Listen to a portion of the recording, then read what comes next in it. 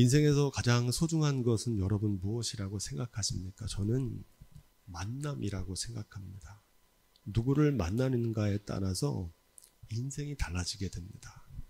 우리가 매주 새벽 묵상하는 역대하 말씀, 이 여호사밧 왕과 아합 왕의 만남은 잘못된 만남입니다. 이 여호사밧은 남유다의 히스기야, 요시야와 더불어서 3대 선왕인데, 이와 반면에 아합 왕은 어떻습니까? 북이스라엘의 왕인데 바알과 아세라를 섬기고 엘리야를 핍박했던 악한 왕 가운데 최고봉이 바로 이 아합입니다. 그런데 오늘 말씀에 여호사밧과 아합이 연혼했다 그럽니다. 정략 결혼을 한 겁니다. 그리고 같이 길르앗 라못을 정복하는 일을 도모하자 힘을 모으게 됩니다. 여호사밧은 하나님을 경외하고 겸손함으로 순종하는 왕이었는데, 이 아합은 우상을 숭배했고 교만했고 하나님을 대적하는 왕이었습니다. 이 만남은 잘못된 만남이라고 말씀드렸습니다. 결국 여호사밧은 이 아합과의 만남을 통해서 치명적인 오점을 남기게 됩니다. 내 친구를 삼가 잘 선택하려는 찬송가의 가사는 사람 차별하란 말이 아닙니다. 누구를 만날지 구별하라는 말이 아니라 하나님을 경외하는 믿음의 사람인지를 분별할 것을 우리에게 요구합니다. 왜냐하면 우리의 시간과 에너지가 제한되어 있기 때문에 모든 사람과 만나서 모든 사람과 교제할 수는 없기 때문에 그렇습니다. 무엇보다 사람 간의 만남은 서로에게 영향을 미칩니다. 교회도 그렇습니다. 우리가 서로에게 영향을 미쳐요. 저는 여러분들에게 영향을 미치고 여러분은 저에게 영향을 미치고 여러분 서로 간에 영향을 미칩니다. 바라기는 좋은 만남의 축복이 있기를 주님의 이름으로 축원드립니다. 서로에게 평생 잊을 수 없는 그런 좋은 만남이 우리 강릉 예양교회를 통해서 이루어지기를 주님의 이름으로 축복드립니다. 오늘 말씀은 예수님께서 제자들과 처음 만나는 장면입니다. 만남의 축복입니다. 이 두 제자 안드레와 요한의 공통점은 유다 땅 갈릴리의 벳세다라는 동네에 살던 사람입니다. 요즘으로 얘기하면 예루살렘이 서울이라면 갈릴리는 어디쯤 되느냐? 강릉쯤 된다, 이렇게 보시면 됩니다. 당시에 예루살렘이라는 수도에서 떨어진 이름 없는 변방의 촌사람들이었습니다. 종교 지도자들도 있었고 위대한 학자들도 있었고 좋은 집안과 권력자들도 있었을 겁니다. 그런데 오늘 말씀에 나오는 이 제자들은 그런 특별한 신분이나 지위에 있는 사람들이 아니었습니다. 그들은 그리스도교를 대표하는 12사도가 되었습니다. 유럽이나 미국에 가면 가장 많이 불려지는 이름이 있습니다. 존이라고 들어보셨어요? 이 존은 요한이란 뜻입니다. 피터라는 이름 들어보셨어요? 피터팬에 나오는 피터. 이 피터는 베드로라고 하는 이름입니다. 앤드류는 안드레라는 이름입니다.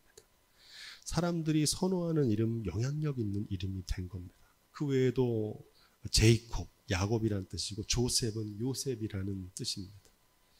이렇게 별 볼 일 없이 평범한 사람들이 어떻게 비범한 사람들로 변화될 수 있었는가? 오늘 요한복음 말씀은 그 이유를 한 가지로 명확하게 증거합니다. 어떻게 그들의 인생이 바뀔 수 있었습니까? 예수님을 만났기 때문입니다. 바라기는 오늘 예배하는 저와 여러분들도 예수님 만나시기를 주님의 이름으로 축복드립니다. 교회에서는 세 가지 만남이 있습니다. 첫째는 성도들 간의 만남이고, 두 번째는 목회자와의 만남입니다. 세 번째는 하나님과의 만남입니다. 제가 이렇게 순서대로 말했는데 중요성은 역으로 됩니다. 만남에서 가장 중요한 것은 하나님과의 만남, 예수 그리스도의 만남이 우리의 신앙생활에 가장 우선되는 만남인 줄로 믿습니다. 교회에 나오면 예수님 만나야 되는 거예요. 목회자의 만남도 중요합니다. 어떤 목회자를 만나느냐에 따라서 우리의 신앙의 모습들이 달라지기 때문에 그렇습니다. 교우들의 만남은 그 다음입니다. 그런데 이 만남의 순서가 좀 뒤바뀌는 분들이 있어요. 고작 1m를 이동하는 벼룩도 천리마에 올라타면 하루에 1000리를 달려가게 됩니다. 그것처럼 이 평범한 제자들이 어떻게 비범한 인물이 되었느냐? 예수님을 만났기 때문입니다. 우리도 예수님을 우리의 삶의 주관자 그리스도로 모실 때 우리의 평범한 인생, 초라한 인생, 가치 없던 인생, 쓸모없는 인생도 아름답고 가치 있는 인생으로 변화될 줄로 믿습니다. 썩어지고 말 인생이 영원한 삶으로 변화될 것입니다. 저는 우리 교회 모든 예배자들이 교회에서 예수님 만나는 축복이 있기를 주님의 이름으로 축원드립니다. 우리 그런 의미에서 38절 이 만남이 어떻게 이루어졌는지를 요한복음 1장 38절을 함께 읽어보겠습니다. 예수께서 돌이켜 그 좇는 것을 보시고 물어 가라사대 무엇을 구하느냐 가로되 랍비여 어디 계시오니이까 하니 랍비는 번역하면 선생이라. 아멘. 본래 안드레는 세례 요한의 제자였습니다. 근데 세례 요한이 예수님 어린 양을 보라 그랬더니 그 어린 양은 예수 그리스도를 쫓아가던 길이었습니다. 예수님께서는 그 따르던 자들을 보며 무엇을 구하느냐 이렇게 물으셨습니다. 인생의 근본적인 문제에 대한 물음입니다. 예수님이 이렇게 묻는 겁니다. 무엇을 구하고 있느냐? 이 말은 바꿔 말하면 무엇을 추구하며 살고 있느냐 이런 물음입니다. 인생의 목적 어디에 두고 있냐는 겁니다. 삶의 이유가 어디에 있냐는 겁니다. 예수님께서는 제자들에게 삶의 목적을 묻고 계십니다. 오늘 우리에게도 동일하게 물어보십니다. 여러분들은 무엇을 구하고 계십니까? 오늘 말씀에 등장하는 이 안드레와 요한은 간절히 구하는 것이 있었습니다. 그게 뭐였냐? 메시아를 구하고 있었습니다. 유대인들은 구약에서 메시아의 도래를 고대하고 있었기 때문에 지금도 메시아를 기다리고 있습니다. 이 메시아는 그리스도란 뜻이죠. 왕이란 뜻이고 구원자란 뜻입니다. 우리가 지난 시간에 잘 배웠어요. 그들은 메시아를 기다리고 있었던 사람입니다. 메시아를 추구했다는 것은 무슨 의미냐? 무엇이 나의 삶을 구원할 수 있을까? 어떻게 하면 나의 삶에 참된 행복을 누릴 수 있을까에 대한 목적을 가지고 있었습니다. 예수님의 제자뿐만 아니라 이 세상에 살아가는 사람은 누구나 자신만의 메시아를 기다리며 살아갑니다. 자신만의 그리스도가 있어요. 삶의 구원자, 인생의 참된 의미와 행복을 찾고 살아간다는 겁니다. 다만 바쁜 일상에 쫓겨서 미처 생각하지 못한 채 잊어버리고 살아갈 뿐이지 이 땅에 살고 있는 모든 사람들의 숙제는 메시아입니다. 그런데 어떤 사람은 사람을 메시아로 생각해요. 그들은 메시아가 아닙니다. 예수님의 질문에 대해서 두 제자는 이렇게 반문합니다. 랍비여 어디 계십니까? 얼핏 보면 예수님의 현재의 거처를 묻는 것처럼 보이지만 더 깊은 의미를 담고 있습니다. 예수님이 추구하시는 삶의 목적은 무엇입니까? 이런 질문입니다. 이 질문에 대한 예수님의 대답은 간결합니다. 한번 따라해 볼까요? 와 보라. 영어로 come and see라고 그럽니다. 와서 보라는 거예요. 내가 어디를 추구하고 있는지, 내가 무엇을 향해 가고 있는지. 예수님은 오직 하나님의 나라, 하나님의 통치, 천국 복음을 향해 가신 줄로 믿습니다. 요한복음에 이제 이어지는 말씀에 제자들이 예수님의 삶을 쫓아가면서 예수님이 추구하는 것이 무엇인지를 확실하게 보게 됩니다. 와 보라라는 말은 가장 권위 있는 답변입니다. 내가 무엇을 말하는지 과연 진리인지 생명인지 직접 확인해 보라는 겁니다. 우리도 누군가에게 전도할 때 이런 확신에 찬 고백이 있기를 주님으로 부탁을 드립니다. 우리 교회 한번 와봐라. 우리 교회 와서 예배를 들어봐라. 우리 교회 와서 하나님 말씀을 들어봐라. 우리 교회 와서 하나님께 부르짖어 기도해라. 하나님께서 응답해 주심을 체험하게 될 것이다. 참된 진리는 말이나 글로 설명되는 게 아니고 삶으로 체험되는 것이기 때문에 그렇습니다. 아무리 여기서 무슨 말을 하더라도 본인이 체험하기 전에는 그것을 참으로 알 수 없기 때문에 그렇습니다. 오늘 말씀에 한 가지 더 주목하게 되는 것은 때가 십시쯤 되었더라 이렇게 말합니다. 안드레와 요한 두 사람이 예수님을 만난 시각을 기록하고 있는데 유대인에게 십시라고 하는 시간은 우리 시간으로 바꾸면 오후 4시입니다. 여기서 우리가 주목할 건 예수님 만난 시간이 오후 4시였다라는 시각이 아니고 때라는 단어입니다. 이 때는 카이로스의 때입니다. 카이로스의 때, 하나님이 정하신 때, 예수님을 만난 때를 말합니다. 그들에게 새로운 인생이 시작된 날이고 지금까지 인생의 목적을 모르고 방황하며 혼돈했던 날들이라면 이제는 예수님 만난 날 이후로는 인생의 참된 목적을 깨달은 날입니다. 우리에게도 특별한 날이 있잖아요. 결혼과 출생과 또 사망을 기념일로 정해서 특별하게 기억합니다. 그 이유는 왜 그렇습니까? 그 의미를 잊지 않기 위해서입니다. 우리도 인생의 전환점에 특별한 때가 저와 여러분 가운데도 있게 되기를 주님으로 축원드립니다. 바라기는 저는 이 교회에서 우리가 드리는 예배를 통해서 우리가 나누는 말씀을 통해서 우리가 새벽마다 기도하는 그 기도의 시간을 통해서 주님 만나는 경험과 체험이 있기를 주님의 이름으로 축원드립니다. 그 특별한 때가 있다는 겁니다. 이미 그런 특별한 만남과 때를 경험이 있는 분들은 잊어버렸던 첫사랑의 뜨거움과 감격이 이 시간 다시금 회복되기를 주님의 이름으로 축원드립니다. 우리 교회는 그런 경험을 많이 했어요. 저는 지난 20년 동안 예수님을 많이 만났어요. 이 교회를 통해서, 우리가 드리는 예배를 통해서. 저는 지금도 그래요. 저는 예배를 통해서 공급받고 말씀을 전하다가 제가 은혜를 받아요. 그 말씀을 통해 내가 새 힘을 얻고요. 다시 일어나요. 그 축복이 저와 여러분 가운데 회복되기를 기도드립니다. 아직 그런 경험이 없는 분이 계실 수도 있어요. 그런 분들은 예수님을 만나는 감격의 때와 그날이 속히 이루어지기를 주님의 이름으로 축복드립니다. 특별히 이곳에서 주님을 인격적으로 만나는 그 경험이 있기를 주님의 이름으로 축원드립니다. 40절 41절 말씀 우리 계속 읽어보겠습니다. 요한의 말을 듣고 예수를 쫓는 두 사람 중에 하나는 시몬 베드로의 형제 안드레라. 그가 먼저 자기의 형제 시몬을 찾아 말하되 우리가 메시아를 만났다 하고, 메시아는 번역하면 그리스도라. 예수님을 만난 안드레는 그 형제 베드로에게 찾아가서 우리가 메시아를 만났다 이렇게 증거합니다. 메시아는 그리스도란 뜻이죠. 이걸 가리켜서 전도라 그럽니다. 내가 만난 그리스도를 다른 사람에게 전하는 겁니다. 내가 주님을 만났다. 그리스도를 만났다. 전하지 않고는 견딜 수가 없는 거예요. 이런 전도가 우리의 삶 가운데도 이루어지기를 주님의 이름으로 축복드립니다. 뭐라고 전도하느냐? 이렇게 전도합니다. 와 보라. 와 보라는 거예요. 예수님이 하신 것처럼 와서 보라고 전도합니다. 이 고백이 우리의 고백이 될 수 있길 바랍니다. 날 봐라.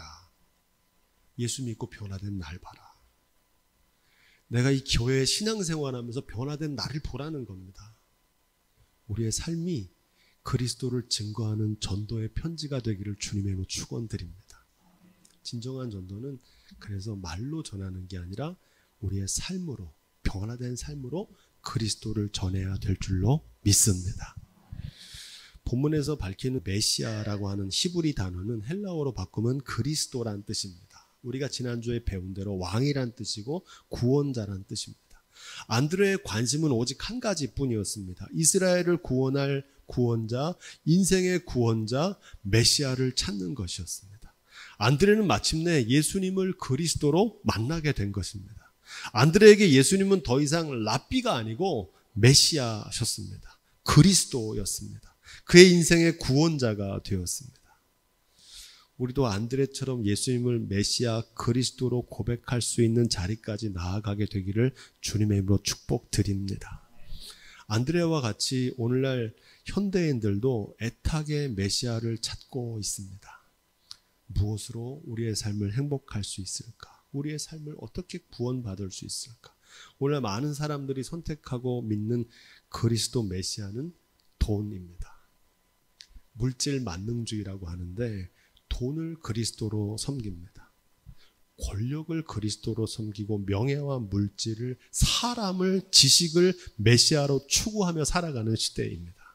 하지만 그리스도인은 누굽니까? 그런 것들이 아무리 힘이 세고 아무리 가치 있어도 오직 우리의 그리스도는 예수님 뿐이신 줄로 믿습니다. 그렇게 믿는 사람이 그리스도인입니다. 요한은 안드레를 통해서 메시아가 누구인지에 관한 복잡하고 어려운 질문에 대해서 아주 간단하고 명료하게 답변합니다. 예수님이 그리스도시다. 이 고백이 저와 여러분들의 고백이 될 수 있기를 주님의 이름으로 부탁드립니다. 안드레는 오직 예수 그리스도를 인생의 구원자로 모시고 예수 그리스도를 추구하며 살기로 결정했습니다. 주님을 따라 살기로 작정했습니다. 그래서 구원자이신 예수님을 그리스도로 모시게 되었습니다. 다시 한번 오늘 예배하는 여러분들에게 묻습니다. 여러분들은 무엇을 추구하며 살고 계십니까? 무엇이 여러분들의 삶을 구원할 구원자라고 믿고 계십니까? 예수님을 그리스도로 모셔드리기를 주님의 이름으로 부탁드립니다. 거기에 우리의 필요를 궁극적으로 채워줄 참된 기쁨과 참된 만족과 평강과 구원의 길이 있기 때문입니다. 42절 말씀. 데리고 예수께로 오니 예수께서 보시고 가라사대 내가 요한의 아들 시몬이니 장차 게바라 하리라 하시니라. 게바는 번역하면 베드로라. 아멘. 참 기가 막힌 말씀이에요. 예수님을 만난 기쁜 소식이 다른 사람들에게 전해지는 겁니다. 전도죠. 세례 요한이 예수님 보고 안드레에게 전하고 안드레가 베드로에게 전하고 베드로가 빌립에게 전하고 바돌로메에게 전하는 이 전도가 연속적으로 벌어집니다. 저는 이런 역사가 우리 교회에도 나타나기를 주님의 이름으로 축복드립니다. 안드레가 베드로를 데리고 왔을 때 예수님께서 보시고 가라사대 이렇게 말합니다. 베드로를 자세히 보신 거예요. 주님께서 베드로를 바라보시는 것처럼 저와 여러분들도 바라보고 계시는 줄로 믿습니다. 주님 어떻게 보시느냐? 그의 겉모습만 보는 게 아니라 그의 내면까지, 속까지 들여다보셨습니다. 사람들은 겉모습을 봅니다. 하지만 주님께서는 우리의 중심을 바라보십니다. 세상에서는 외모나 학벌, 사회적인 지위, 그가 무슨 차를 타고 다니는지, 어떤 집에 사는지, 그가 어떤 가문의 출신인지 이런 걸 보는데 주님은 그런 걸 보시지 않습니다. 우리의 태도와 됨됨이를 보십니다. 또한 그들의 현재 모습인 어부인 것만 보는 게 아니라 그들의 미래의 모습, 장차 사도가 될 그들의 미래의 모습을 바라보셨습니다. 예수님은 우리의 초라한 현실뿐 아니라 우리의 무한한 가능성을 바라봐 주시는 줄로 믿습니다. 큰 대리석 조각을 깔고 앉아있는 미켈란젤로에게 어떤 사람이 무엇 하느냐고 물으니까 이렇게 대답했다고요. 나는 이 대리석 속에 갇혀있는 천사를 놓아주려고 하노라. 이렇게 말합니다. 그처럼 하나님께서는 우리의 가능성을 바라봐 주시는 줄로 믿습니다. 혹시 여러분 스스로 초라하다고 느낄 때 있고 평범하다고 느낄 때 있습니까? 나는 왜 이렇게 무시당하느냐 이렇게 느끼실 때 있으실지 모르겠습니다. 나의 여건과 환경에 주저할 때가 있을 수도 있습니다. 제가 그렇거든요. 하지만 예수님은 우리 각 사람 속에 숨어있는 중심을 보시고 그 중심을 자유케 하시는 분인 줄로 믿습니다. 지금 저의 모습이 아니라 장차 그리스도로 말미암아 변화될 저의 모습을 바라보고 계시는 줄로 믿습니다. 겨자씨 하나를 들고 그 겨자씨가 자라서 큰 나무가 돼서 새들이 깃드는 모습을 보고 계신다는 겁니다. 그 믿음이 저와 여러분 가운데 있기를 주님의 이름으로 축복드립니다. 내가 요한의 아들 시몬이니 장차 게바라 하리라, 이 말씀에 주목합니다. 베드로의 본명은 시몬입니다. 시몬이라는 이름의 뜻은 듣는다라는 뜻입니다. 듣는다. 새 이름을 주셨는데 이름을 준다는 것은 자신의 정체성을 표현하는 수단입니다. 아브라함을 아브라함으로 바꾸셨고 야곱을 이스라엘로 바꾸시고 사울을 바울로 바꾸신 것과 같습니다. 이 새로운 이름을 통해서 앞으로 시작될 새로운 하나님과의 관계를 뜻합니다. 새로운 존재로 살아가라는 말입니다. 이 듣는다는 뜻의 시몬의 이름을 뭐라고 바꿔주십니까? 게바라고 바꿔주십니다. 이 게바라는 단어는 베드로라는 말입니다. 이 게바라고 하는 단어의 뜻은 반석 이라는 뜻인데 요약한 겁니다. 반석 위에 지은 집과 같은 사람이라는 뜻입니다. 베드로라는 이름, 게바라는 이름은 반석입니다. 듣는다는 이름에서 게바라고 하는 반석이라는 이름을 주셨다는데 중요한 의미가 있습니다. 주님의 제자, 그리스도인, 주님의 교회가 되기 위해서는 듣는 것에 그쳐서는 안 되고 반드시 들은 대로 저마다의 삶의 자리에 말씀대로 준행하는 반석으로 살아가야 된다는 것을 가르쳐주고 계십니다. 오늘 많은 교회와 크리스찬들이 세상의 손가락질을 받습니다. 그 이유는 좋은 설교를 듣지 못해서가 아닙니다. 듣기 좋고 세련된 설교는 도처에서 울려 퍼집니다. 지금 이 시간에도 수많은 예배당에서, 라디오에서, 책을 통해서, 인터넷과 유튜브를 통해서 얼마든지 좋은 말씀을 들을 수 있습니다. 그럼에도 불구하고 주님의 몸된 교회와 그리스도인들이 세상의 빛과 소금이 아니라 도리어 비판의 대상이 되는 것은 듣기만 할 뿐 들은 대로 준행하며 살지 않기 때문입니다. 한마디로 그리스도인들이 세상에서 진리의 반석이 되려고 하지 않는다는 겁니다. 전도를 하다 보면 교회에 대한 거부감 오늘날 하늘을 찌릅니다. 그런데 잘 보면 하나님의 말씀을 거부하는 게 아닙니다. 사실은 그 말씀을 듣고 있는 사람들의 삶에 대한 실망입니다. 너나 할 것 없이 예외가 아닙니다. 이 말씀은 저에게도 해당되는 말씀입니다. 바라기는 우리가 시몬이 아니라 베드로가 될 수 있기를 주님의 이름으로 부탁을 드립니다. 한마디 말씀이라도 그 말씀을 들었다면 그 말씀대로 삶에서 살아낼 수 있는 반석이 되시기를 바랍니다. 그 위에 몸된 교회를 주님께서 세우시겠다는 약속처럼 그 반석 위에 거룩한 교회를 세우실 줄로 믿습니다. 오늘 말씀은 이렇게 마치려고 합니다. 한번 따라해 볼까요? 인생의 방황은 예수 그리스도를 만나면 끝나고 신앙의 방황은 좋은 교회를 만나면 끝난다. 아멘. 저는 이 문장의 고백이 저와 여러분들의 삶의 고백, 우리의 삶에서 이루어지기를 주님의 이름으로 축복드립니다. 사랑하는 강릉 예한교회 성도 여러분, 예수님은 중심지 예루살렘이 아니라 변방의 갈릴리, 위대한 사람들이 아니라 평범한 어부들을 부르셨습니다. 주님께서는 오늘도 이 강릉에서 평범하게 살아가는 저와 여러분들을 부르신 줄로 믿습니다. 우리에게도 와서 보라고 말씀하십니다. 새로운 인생의 전환점이 이 교회를 통해서 예수님을 만남을 통해서 이루어지기를 주님의 이름으로 축복드립니다. 우리도 예수님을 그리스도로 고백할 때 우리도 안드레처럼 모든 인생의 문제에 대한 해결이 바로 예수 그리스도의 구원에 있음을 증거하는 삶이 될 줄로 믿습니다. 수많은 교회, 세상의 교회가 얼마나 많습니까? 그 많은 교회 가운데 이 작은 공동체, 이름 없는 공동체이지만 강릉 예한교회를 이 언덕 위에 세우신 것은 우리도 베드로처럼 진리의 반석으로 살아가기를 원하시기 때문입니다. 이 시대를 변화시키고 빛과 소금의 역할을 감당하는 우리 강릉 예한교회와 교우들이 되시기를 주님의 이름으로 축원드립니다.